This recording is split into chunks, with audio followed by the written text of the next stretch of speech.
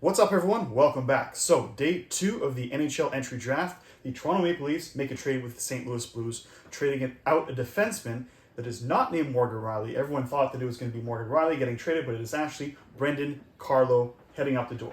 So, Toronto gets 2 third-round picks in this draft, which happen to be pretty close together. It's the 73rd and the 76th overall pick, which they then used on forward Zach Olson and defenseman Mans Gudmundsson. So what does St. Louis get in Brendan Carlo? Well, hopefully they get what the Leafs wanted to get when they acquired him from Boston. They're looking for a big right shot defenseman that kills penalties, punishes forwards, does a lot of hits. And that's basically what Toronto was looking for when they originally acquired him a few years ago from Boston. He was averaging a ton of hits per game, but that game seemed to have gone away when he traded to Toronto. This past season he got 7 assists and 7 points, didn't score a goal. He didn't actually score an NHL goal at all for the Maple Leafs in his entire year and a half tenure. So the Leafs were hoping to get 3 runs out of Brendan Carlo. They got the first run, uneventful.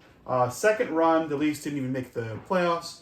And third run, well, they shipped him off to St. Louis. So you have to wonder, will the Toronto Maple Leafs regret originally making this trade? So down below here is the trade they originally made. So they acquired Brendan Carlo at a 15% retained salary. So Boston retains 15%, which that includes that for St. Louis, the same thing. And the Leafs gave up a first-round pick in 2026, which is supposed to be this year. But of course, the Maple Leafs won the draft lottery and were fortunate enough to get Gavin McKenna. So that gets pushed over here to a 2028 unprotected first-round pick. So the Leafs are hoping to God that pick is not a lottery pick, because that would really hurt Leafs Nation, all the fans in the blue and white.